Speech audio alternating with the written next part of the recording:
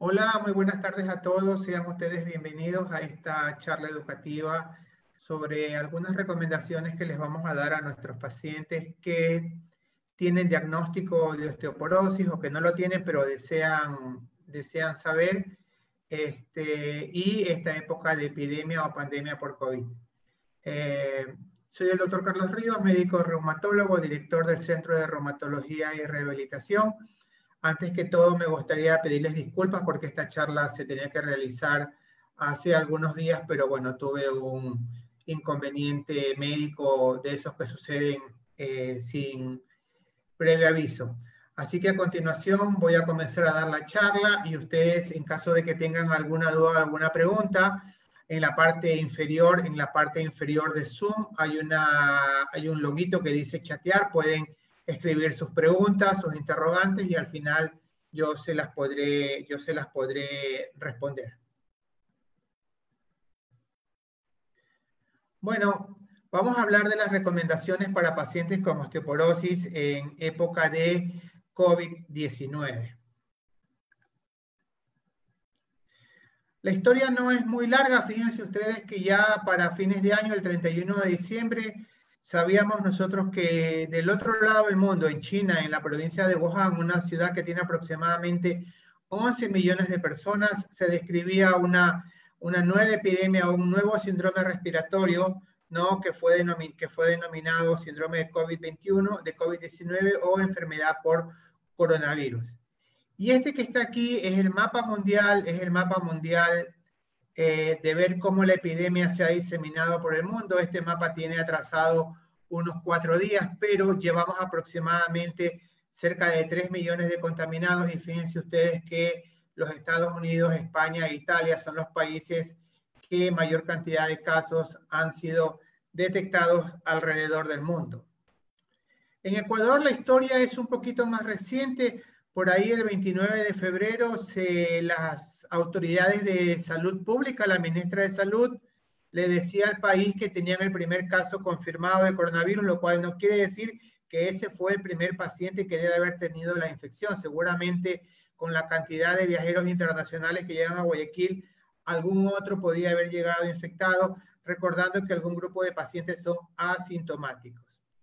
Y lo que se sabe del Ecuador hoy en día es que aproximadamente tenemos cerca de 30.000 casos confirmados, y cuando digo casos confirmados porque han sido pacientes a los cuales se les ha hecho una prueba para determinar que estaban infectados, pero tampoco quiere decir que sean todo el número de pacientes que se han infectado, porque seguramente hay otro grupo de pacientes que fueron asintomáticos o hay un grupo de pacientes que fueron poco asintomáticos y no se les realizó la prueba.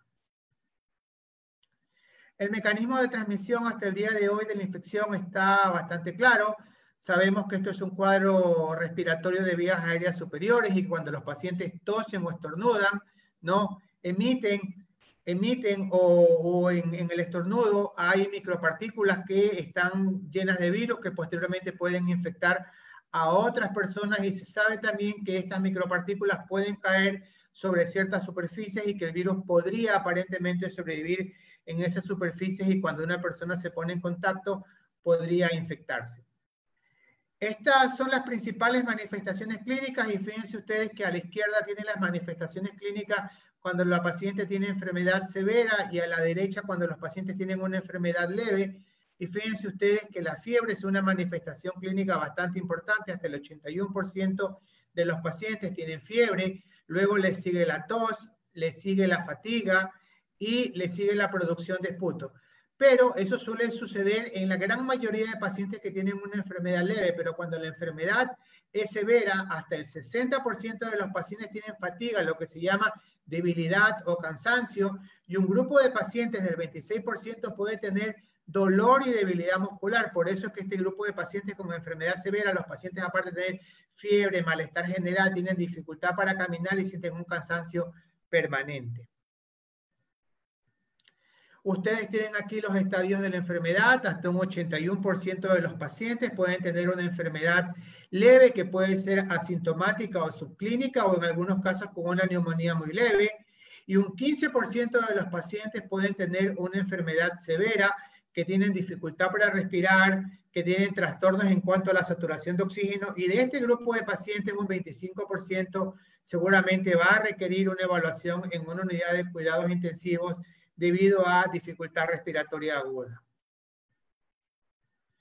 Fíjense ustedes que cuando los pacientes estornudan o cuando los pacientes tosen, las partículas con virus pueden depositarse sobre algunas superficies, y es así que está descrito que el virus puede sobrevivir en el plástico 72 horas, en el acero inoxidable 48 horas, en el cartón 24 horas y en otras superficies hasta 4 horas.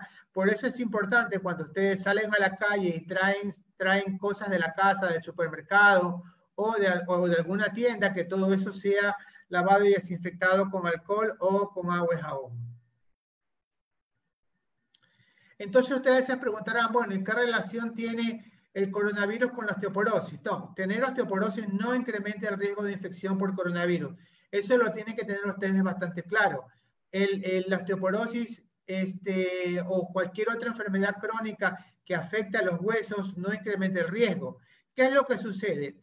Lo que sucede es que la cuarentena y la falta de exposición solar, la inmovilidad, la pérdida de incremento de masa muscular, puede provocar incremento del riesgo de las caídas y de las fracturas. Por lo tanto, les tienen que dar claro a ustedes que la osteoporosis no es un factor de riesgo para coronavirus, pero que el confinamiento, ¿no? El pasar en casa hace que ustedes no se expongan a la luz solar. Y tienen que tener en cuenta esto porque más adelante les vamos a dar unas recomendaciones. Usted no se pone al sol, se queda en casa, está inmóvil, pierde masa muscular. Si pierde masa muscular, incrementa el riesgo de caídas, y cuando usted incrementa el riesgo de caídas, también incrementa el riesgo de fracturas. Y una cosa importante es que los pacientes con osteoporosis habitualmente son pacientes adultos mayores que tienen 55 o 60 años, y estos pacientes también tienen una enfermedad asociada que se llama artrosis, y la artrosis también es un factor de riesgo para que los pacientes incrementen las caídas. Los pacientes que tienen osteoporosis, pérdida de masa muscular y artrosis se caen con más frecuencia que la población general. Recordarles a ustedes que la osteoporosis es una enfermedad esquelética sistémica, que quiere decir que afecta a todos los huesos, no solamente a cierto tipo de huesos. Y fíjense ustedes que acá a la izquierda ven ustedes un hueso normal que tiene todas estas trabéculas que parece un panal de abejas, y a la izquierda ven el mismo hueso que ha perdido la trabecularidad, o sea que ha perdido la fortaleza. A esto se le llama osteoporosis. Y es importante que ustedes sepan que a los huesos hay que cuidarlos. Uno no se da cuenta que están ahí, pero ellos requieren mantenimiento como un vehículo, porque usted se mueve porque tiene huesos, músculos y ligamentos. Entonces recuerden que esta charla va dirigida a que ustedes aprendan a cuidar sus huesos. La osteoporosis es un verdadero problema de salud pública. Fíjense ustedes que 1 de cada 3 mujeres padecen osteoporosis. 1 de cada 2 mujeres mayores de 50 años van a tener una fractura por osteoporosis en algún momento de su vida, y 1 de cada 8 hombres la padecen, lo cual quiere decir que hay osteoporosis tanto en hombres como en mujeres. Pero fíjense lo que tengo marcado en rojo. Solo 1 de cada 10 pacientes con osteoporosis tiene diagnóstico y recibe tratamiento adecuado, lo cual quiere decir que cerca del 90% de los pacientes con osteoporosis no son diagnosticados y no reciben el tratamiento más adecuado. Aquí podemos ver cuáles son los factores de riesgo. Definitivamente el sexo femenino es un factor de riesgo. Las mujeres tienen mayor cantidad de osteoporosis que los varones, y esto tiene un fuerte componente genético, y se sabe el día de hoy que aquellas madres que tienen osteoporosis, sus hijas tienen un riesgo 3 veces mayor de tener osteoporosis de aquellas madres que no lo tienen. Las mujeres que son blancas, las mujeres asiáticas, las mujeres que tienen una historia materna de fractura previa, aquellas mujeres que tienen una fractura por trauma leve a partir de los 40 años, las mujeres que son extremadamente delgadas, las que dejan de menstruar en forma temprana, las que tienen una menopausia de forma temprana, aquellas mujeres que tienen baja ingesta de calcio. El consumo de alcohol y el tabaco han sido relacionados todos con el desarrollo de la enfermedad. Y fíjense ustedes que tenemos aquí a esta señora con todas estas lesiones que están publicadas en su espalda, donde tiene una deformidad llamada cifosis asociada a la osteoporosis. Fíjense que dice aquí que algunas sustancias como el alcohol, el consumo de corticoides, la deficiencia de calcio, la deficiencia de estrógenos asociado a la menopausia, el fumar y el sedentarismo son factores de riesgo que tienen que ser tomados en cuenta a lo largo de la vida. Pero Existen factores de riesgo asociados al incremento del riesgo de las caídas y quiero hacer hincapié en este momento en el cual la gente pasa mucho tiempo en su casa porque hasta un 85% de las fracturas ocurren dentro de las viviendas en pacientes que tienen osteoporosis. Y fíjense ustedes que la iluminación escasa o demasiado brillantes, interruptores en lugares inaccesibles, los suelos resbaladizos, las alfombras deslizantes, las escaleras en mal estado, sin barandillas, los escalones muy altos, los cuartos de baño con inodoro de altura inadecuada o sin soportes y los suelos resbaladizos suelen ser factores de riesgo para tener caídas. Los dormitorios con camas inadecuadas, que pueden ser muy altas o muy bajas, y las alfombras deslizantes tienen que tener precaución. Por lo tanto, la iluminación tiene que ser la adecuada. Hay que sacar todas las superficies que puedan provocar caídas y esas son las alfombras. Las alfombras están contraindicadas en adultos mayores, ya que estos pisan las alfombras, estas se deslizan y se caen. Todas las escaleras tienen que tener pasamanos y soportes para que puedan subir. Y los cuartos de baño, cuando los inodoros están muy bajos, hay unos adaptadores que pueden utilizar para que no les cueste parar si se caigan los pacientes. Acá tenemos otros factores de riesgo para las caídas, el uso de calzado inadecuado, los aparatos de ayuda para la ambulación mal escritos. La gente siempre piensa que es de comprar por comprar andadores o bastones. Esos andadores y bastones tienen que ser prescritos por un médico fisiatra y los pacientes tienen que entrenarse para saber cómo usarlos. Los déficits visuales. Los pacientes que tienen antecedentes de caídas recurrentes deben tener mayor control, porque cuando un paciente se cae en un periodo de tiempo, el riesgo de que se caiga nuevamente en el resto del año es entre el 50 y el 80%. Los pacientes mayores de 80 años, las alteraciones del equilibrio, principalmente enfermedades neurológicas o cardíacas, pacientes que tienen disminución de la agilidad, dificultad para levantarse de las sillas, aquellos pacientes que son extremadamente delgados y que tienen escaso panículo adiposo en la zona trocantérica, todos esos son factores de riesgo. Y lo otro, el consumo inadecuado de algunos medicamentos, aquellos pacientes que toman sedantes y que en esta época de la pandemia, al tener trastornos del sueño, están tomando más sedantes, tienen que tener precaución porque les puede provocar una caída en la noche.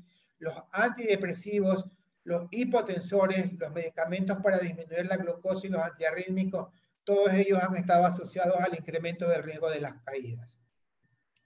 ¿Y cuál es el resultado de las caídas? El resultado de las caídas no son las fracturas y estas fracturas pueden ocurrir en diferentes lugares.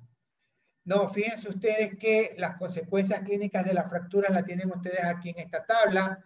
Los pacientes pueden tener cifosis asociado al aplastamiento de las vértebras a nivel de la columna dorsal. ¿No? Los pacientes pueden tener pérdida de la altura, protuberancia abdominal, dolor crónico de espalda, síntomas de reflujo gastrointestinal y todas estas manifestaciones clínicas van a provocar depresión, limitación de la movilidad, dificultad para vestirse, necesidad de usar bastón o andador. Y fíjense ustedes que la foto es bastante clara y a la izquierda tienen esa señora de 45 años que va progresando en el tiempo y que termina con deformidad a nivel de la espalda. Finalmente tiene una cifosis con múltiples aplastamientos vertebrales y que termina en una silla de ruedas. Estas fracturas pueden aparecer en cualquier lugar. Las más frecuentes después del inicio de la menopausia son las del tercio distal de la mano, que se llaman fractura de Coles, pero también pueden aparecer en las vértebras, en la cadera, y estas van a requerir cirugía hasta en un 80% de los casos. Aquí tienen ustedes una imagen para ver cómo evolucionan las fracturas en el tiempo. Y fíjense ustedes que las del antebrazo suelen aparecer por encima de los 45 años y se mantienen estables hasta los 55 años, pero después de los 55 o 60 años comenzamos a tener aplastamientos vertebrales y un poco más adelante comenzamos a tener fracturas de cadera. Y en los hombres esto sucede de forma diferente, las fracturas del antebrazo son menos frecuentes, pero para los 75 o 80 años las fracturas vertebrales y las de cadera son parecidas en hombres como en mujeres. Bien, ¿y cuál es la carga que tenemos sobre esta fractura? Fíjense ustedes que la gente puede decir, bueno, no importa, porque si yo me caigo y tengo una fractura de la cadera me puedo operar. La tasa de mortalidad de los pacientes que tienen una fractura de cadera es bastante alta puede llegar aproximadamente hasta el 20% después del año de la fractura. ¿Qué quiere decir? Que por cada 10 pacientes que tienen una fractura de cadera, seguramente que 2 van a fallecer un año después de la fractura. Un 30% de los pacientes quedan con discapacidad permanente, 40% no van a poder caminar solos y un 80% de los pacientes van a requerir algún tipo de apoyo para poder deambular. ¿Qué tenemos que hacer? Lo que tenemos que hacer es hacer un tratamiento adecuado. Y fíjense ustedes que el tratamiento va siempre por la educación del paciente, lo que nos dedicamos a hacer habitualmente. Los pacientes tienen que saber cómo es la enfermedad, a quién afecta con mayor frecuencia y cuáles son los parámetros que tienen que tener en cuenta para el tratamiento y evolución de la misma. Definitivamente la actividad física, mejorando la masa muscular, ha demostrado ser efectiva para disminuir el riesgo de caídas. Una dieta mejorada en calcio y vitamina D, suspender el tabaco, reducir el riesgo de caídas al hacer actividad física y utilizar protectores en la cadera en aquellos pacientes que tienen poca masa grasa. Vamos a empezar describiendo un poco la vitamina D. Ustedes saben que la vitamina D, la principal fuente es la exposición solar a través de la luz ultravioleta, y lo que sabemos el día de hoy nosotros es que una exposición de aproximadamente 30 minutos diarios antes de las 11 de la mañana y después de las 3:30 de la tarde durante media hora es suficiente para tomar una dosis de 3.000 unidades de vitamina D. Sin embargo, sin embargo, los estudios demuestran que hasta el 60% de la población del Ecuador tiene niveles inadecuados de vitamina D, a pesar de que tenemos luz solar 365 días del año. Y esto se debe a que mucha gente trabaja en la mayor parte del tiempo, o se debe a que mucha gente tiene problemas de piel y no toma sol. Entonces, para aquellos que pueden tener exposición solar, deberían tenerla. Aquellos pacientes mayores, a pesar de tener exposición solar, la absorción disminuye con el tiempo. Existen algunas fuentes alimentarias de vitamina D, dentro de las cuales tenemos el salmón fresco y las sardinas enlatadas, pero definitivamente lo más adecuado es una exposición solar de 30 minutos de brazos y piernas. La cara puede ser tapada y con algún protector solar para que no aparezcan manchas o pecas. ¿Cuánto es lo que se necesita de vitamina D? La dosis diaria básica de vitamina D para un paciente aproximadamente son 1.000 unidades. Si usted no puede tener exposición solar adecuada o en estos momentos está pasando en confinamiento la mayor parte del tiempo, debería tomar suplementos de vitamina D, ya los vamos a hablar un poco más adelante. Y la vitamina D siempre va de la mano con el calcio.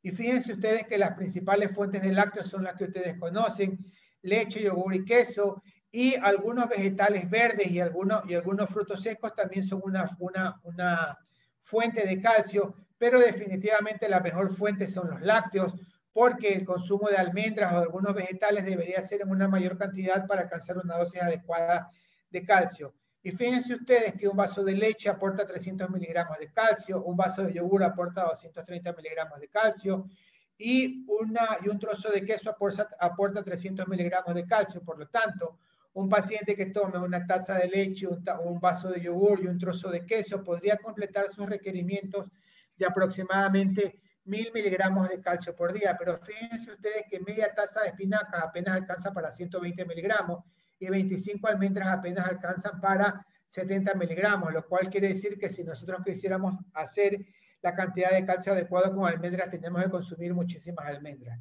Una taza de leche, un vaso de yogur y un trozo de queso son la mejor fuente que ustedes tienen para cumplir sus necesidades básicas de calcio cada día. Y existen una serie de medicamentos que han sido estudiados a lo largo del tiempo para controlar la pérdida de masa ósea. Quiero recordarles que calcio y vitamina D son suplementos diarios que usted requiere para su vida y también sirven para mejorar la masa ósea, pero cuando la masa ósea comienza a perderse, usted va a requerir una medicación que detenga la masa ósea.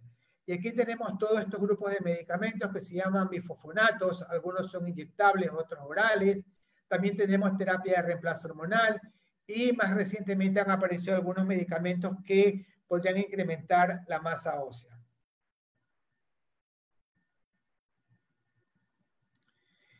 Estos medicamentos para la osteoporosis se pueden utilizar de varias maneras. Los llamados bifosfonatos o terapia de reemplazo hormonal pueden tomarse de forma diaria o de forma semanal. La terapia de reemplazo hormonal se tiene que iniciar después de que cesa la menopausia o en el último periodo, y las mujeres deben acudir a su médico ginecólogo para que éste haga una evaluación adecuada y permita que puedan comenzar terapia de reemplazo hormonal. ¿Cuánto tiempo van a recibir terapia de reemplazo hormonal? Los estudios demuestran que hasta por encima de 5 años la terapia de reemplazo hormonal es segura. Existen algunas contraindicaciones como el antecedente personal o el antecedente familiar de cáncer de mama, pero eso lo tiene que evaluar el ginecólogo. Los reumatólogos habitualmente usamos bifosfonatos. Los bifosfonatos son medicamentos llamados antirresortivos que detienen la pérdida de masa ósea. Hay tabletas que se utilizan de forma semanal y hay tabletas que se utilizan de forma mensual. Y también tenemos tratamientos inyectables, los que se utilizan cada 3 meses, los que se utilizan cada 6 meses y los que se utilizan una vez al año. Bien, pero antes de continuar con esto, quisiera recordarles que la pérdida de masa ósea viene acompañada con pérdida de masa muscular. Se llama sarcopenia y hay algunos estudios que describen que existe una enfermedad que se llama osteosarcopenia porque se pierde masa ósea y masa muscular al mismo tiempo. Y esta sarcopenia suele aparecer por ahí por encima de los 50, 55 años y es común a toda la población. Y fíjense ustedes que por encima de los 40 años y hasta los 70 años se puede perder aproximadamente un 8% de masa muscular por cada década y que cuando llegamos a los 70 años se va a perder aproximadamente 15% de masa muscular, lo cual quiere decir que el músculo que usted tiene a los 40 años va a ser totalmente diferente al músculo que usted tiene a los 70 años. Y en la parte derecha ustedes ven unas imágenes de un músculo y después pueden ir viendo la secuencia y finalmente ven como el músculo a los 70 años ha perdido su estructura y ha sido invadido por masa grasa. ¿Y cuáles son los factores de riesgo que contribuyen a la sarcopenia? Lo que tienen ustedes ahí. Los más importantes, los factores dietarios, ¿no? La falta de una ingesta adecuada de proteínas. Quiero recordarles que los músculos, la mejor fuente de energía para los músculos es la proteína. Y las proteínas vienen dadas por la carne, el pollo y el pescado. El exceso de consumo de calorías y la deficiencia de vitamina D son algunos de los factores que han estado asociados a sarcopenia. El exceso del consumo de alcohol, la inactividad física y el consumo de cigarrillo. Por lo tanto, los mismos factores que están asociados con la pérdida de masa ósea, como la osteoporosis, también están asociados con la pérdida de masa muscular, como la sarcopenia. Y cuando algunos de estos factores se unen, lo que tenemos es una pérdida de masa muscular, pérdida de función, pérdida de fuerza e incremento del riesgo de las caídas. Para el año 2050 se prevé un incremento del riesgo de fracturas aquí en Latinoamérica. Fíjense ustedes que se prevé que para el año 2050 van a haber 6.3 millones de fracturas a nivel mundial y un 50% de estas fracturas van a aparecer en Latinoamérica y en Asia por un incremento de la población. Vamos a ver algunas de las recomendaciones que ya se las he enviado en un video grabado hace algunos días. Quiero que tengan en cuenta ustedes que los adultos mayores y las personas que tienen ciertas afecciones crónicas como diabetes, enfermedad pulmonar, enfermedad cardíaca o renal, tienen un mayor riesgo de complicaciones más graves de la infección por COVID-19. Por lo tanto, todos los pacientes que tengan estas enfermedades crónicas deben mantener un resguardo y una cuarentena estricta para no infectarse y evitar algunas complicaciones. Tranquilizarlos a todos ustedes y recordarles que las personas con osteoporosis o aquellos que toman medicamentos para osteoporosis, ya sea terapia de reemplazo hormonal, ya sea bifosfonatos o algún otro medicamento, no tienen aumentado el riesgo de tener alguna infección grave por COVID-19. Recordarles que la prevención de las caídas es vital. Asegúrense de que el entorno de su hogar esté libre de obstáculos. Retire las alfombras de pie de cama, retire las alfombras que pueden provocar caídas, retire todo obstáculo que esté en el camino de adultos mayores porque eso puede incrementar el riesgo de caídas. Si está en condición, poner un botón de ayuda para los adultos mayores, ya sea para el papá, la mamá, para los abuelos, para cuando se levanten en la madrugada y llamarlos, sería lo más importante. No interrumpa ningún tratamiento para la osteoporosis, incluidos los suplementos de calcio y vitamina D que le haya indicado su médico. Si su médico le recetó calcio y vitamina D, continúe con el tratamiento hasta que pueda tomar una nueva cita o una nueva consulta. Mantenga contacto con familiares y amigos por teléfono o correo electrónico. El aislamiento físico no tiene que ser aislamiento social. Recuerden ustedes que el aislamiento no solamente trae estos problemas de pérdida de masa muscular e incremento del riesgo de caída, sino también algunos pacientes tienen ansiedad, trastornos del sueño y algunos también se deprimen. Y eso que está ahí debería tratar de manejárselo con mantener el contacto con sus familiares.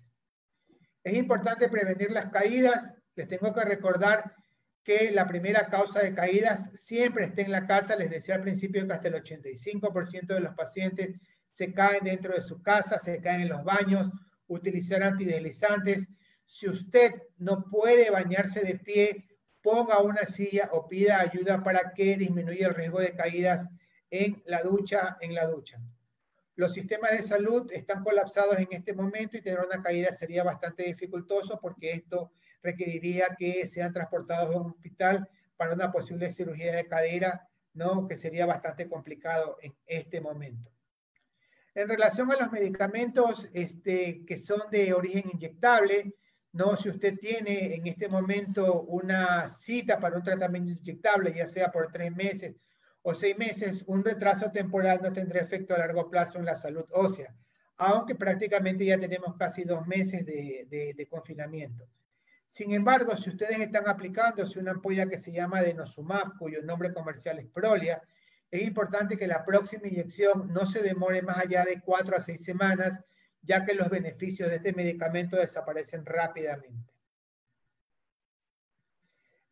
La dieta es bastante importante. En este momento de confinamiento, los pacientes dejarán de exponerse al sol. Yo les recomendaba hace un rato que algunos alimentos son una fuente de vitamina D, las sardinas y otros, pero si usted no puede tomar vitamina D por exposición solar o si no puede tomar vitamina D por alimentación, lo más adecuado va a ser que usted pueda recibir vitamina D a través de suplementos vitamínicos.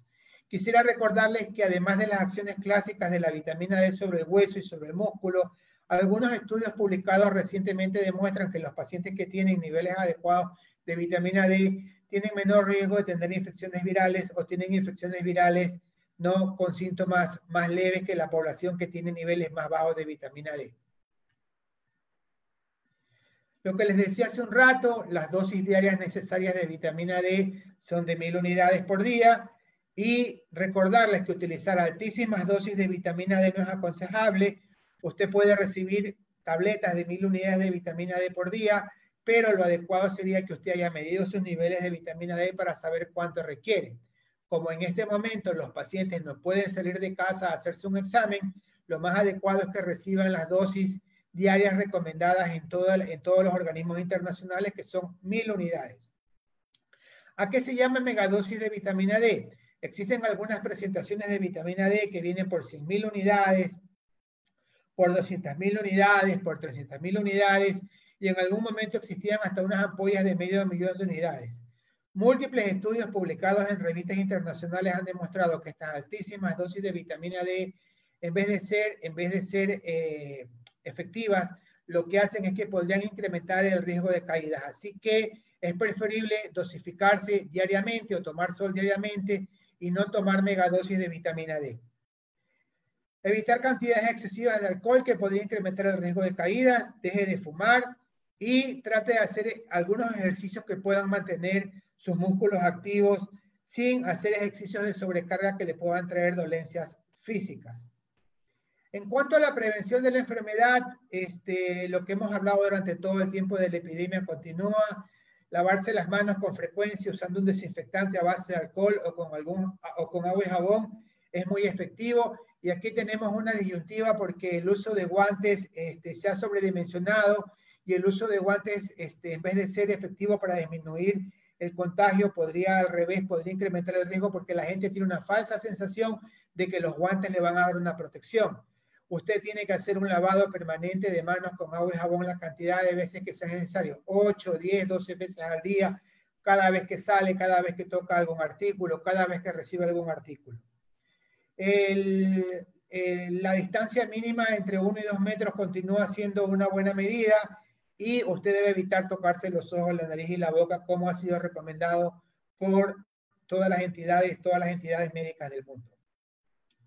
Recordar que el uso de mascarillas, a pesar de que inicialmente había sido un poco controversial, finalmente el día de hoy las recomendaciones es que la mayoría de los pacientes deberían estar con mascarillas y cuando 2 personas usan mascarillas el riesgo de contagio es mucho menor. Y cuando hablamos de mascarillas que tengan niveles de seguridad, porque a veces salgo a la calle y veo que la gente se pone un pañuelo, o se pone una media, o se pone cualquier cosa. Las mascarillas quirúrgicas cuando se la ponen 2 pacientes, 2 personas, reducen el riesgo de contagio en una forma bastante importante. Pero si finalmente usted comienza a presentar algunas manifestaciones clínicas, si tiene fiebre, tos, dolor muscular, cansancio, ¿no? Y dificultad para respirar, usted tiene que solicitar una consulta médica a tiempo. Ustedes saben que hay algunos teléfonos que han sido publicados para llamar, ya sé que me van a decir que muchas veces no contestan, pero el sistema en este momento se ha liberado un poco y si usted tiene su médico de cabecera o su médico de confianza, llámelo y cuéntele que tiene algunas manifestaciones clínicas y recuerden que no todos los pacientes van a tener infección por COVID, también pueden tener infección por un virus respiratorio común y hay una infección por dengue que aparece todos los años en esta época del año en la ciudad de Guayaquil y el dengue tiene algunas manifestaciones clínicas que podrían parecerse como fiebre, cefalea intensa, dolor y debilidad muscular.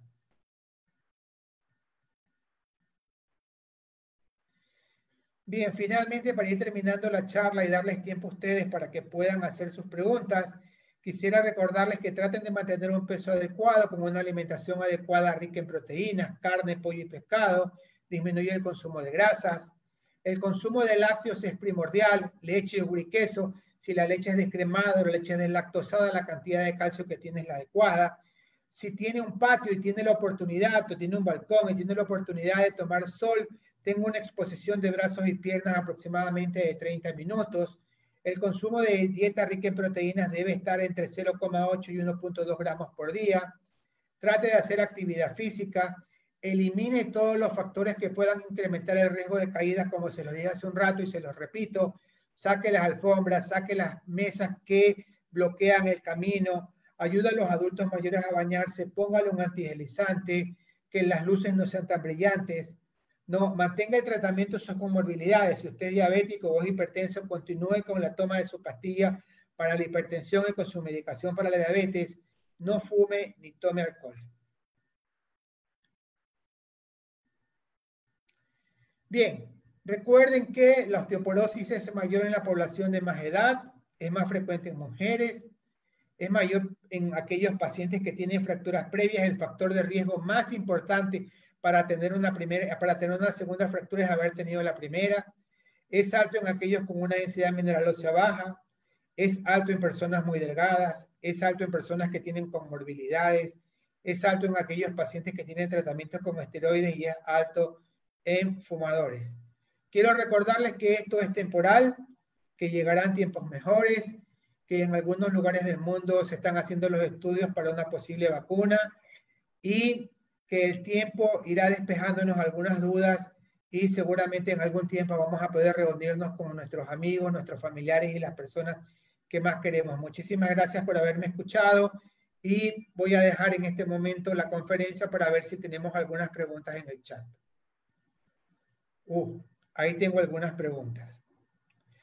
¿Cuál es la dosis de vitamina D que debo tomar en este periodo de confinamiento? No he salido a más de 40 días si hago ejercicio.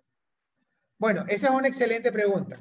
Yo les comentaba hace un rato que la dosis indicada diaria de vitamina D son 1000 unidades por día. Yo no sé cuál es el estado previo de vitamina D en la persona que me pregunta cuánto es la dosis que debe tomar.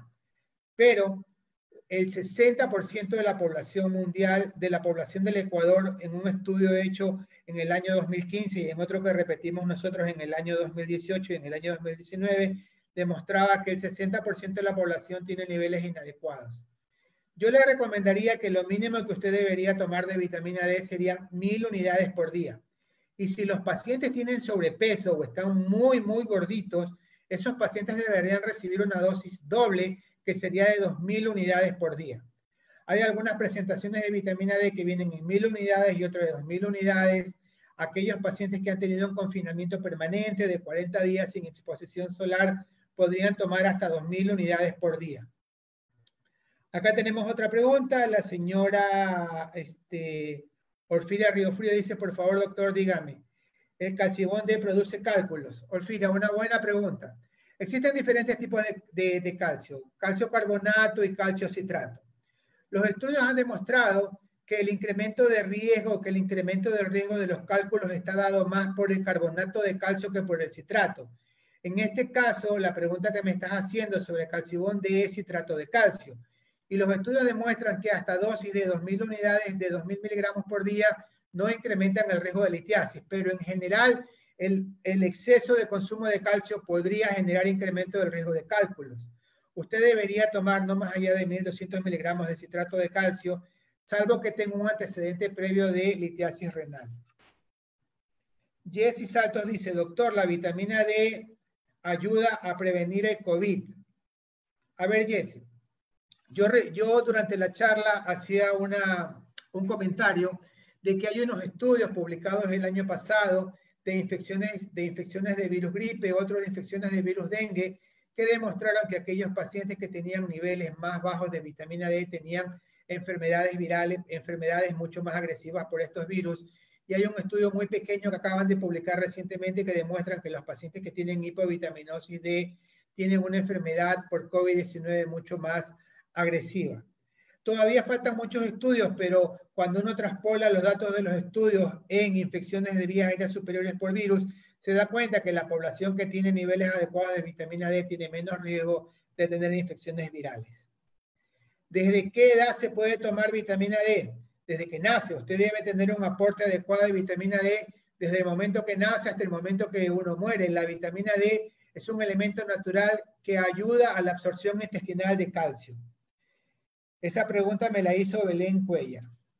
No, Belén me dice, si ya tomé vitamina D 1000 unidades, ¿se puede tomar el sol también diariamente o es preferible combinar?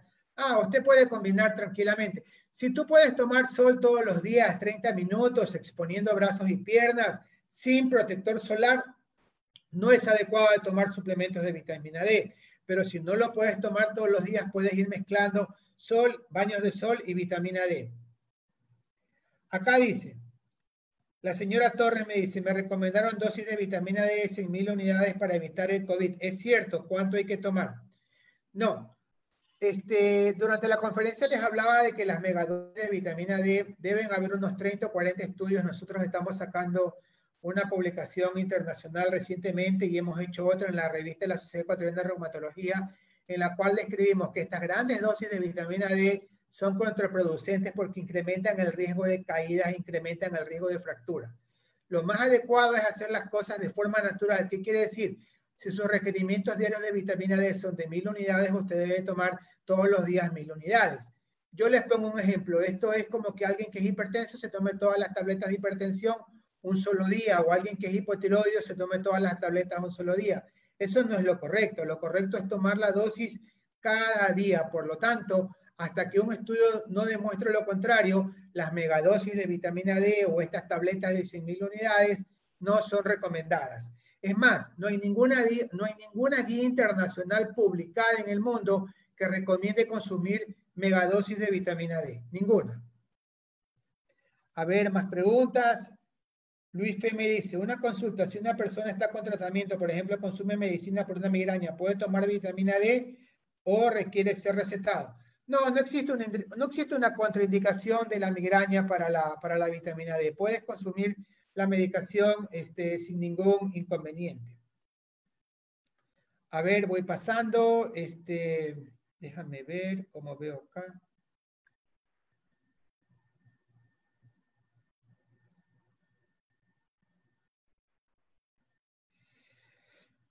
Acá tenemos una pregunta de Jimena Vázquez que dice, doctor, el examen de densitometría ¿A partir de qué edad y cada cierto tiempo? Bueno, la densitometría ósea se tiene que hacer habitualmente en mujeres posmenopáusicas, algunas por ahí comienzan a los 45 años, salvo aquellas que tengan una menopausia precoz, y el examen se tiene que repetir cada año o cada 2 años dependiendo la evolución de la enfermedad de las pacientes. Ahora, existen un grupo de pacientes mucho más jóvenes, aquellas pacientes que tienen algunas enfermedades asociadas a pérdida de hueso, como artritis reumatoidea, lupus o espondilitis anquilosante, que consumen corticoides. En esa población más joven también se podría hacer el examen antes, pero habitualmente se lo hace siempre por encima de los 45 años. A ver, me parece que ya no tengo más preguntas.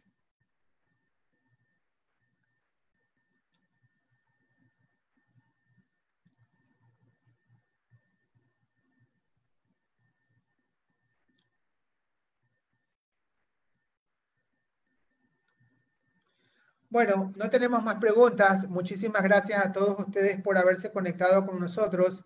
Les quiero recordar que esta semana se festejan varios días, el día de las enfermedades como espondilitis anquilosante, lupus eritematoso sistémico y síndrome fibrocítico o fibromialgia. Y este día sábado nos vamos a conectar para dar algunas recomendaciones sobre fibromialgia. La fibromialgia es una enfermedad de dolor crónico difuso que suele afectar con mayor frecuencia a las mujeres. Así que estén atentos para que puedan ver la hora de la conferencia y se puedan comunicar. Muchísimas gracias a todos ustedes por haber estado conmigo.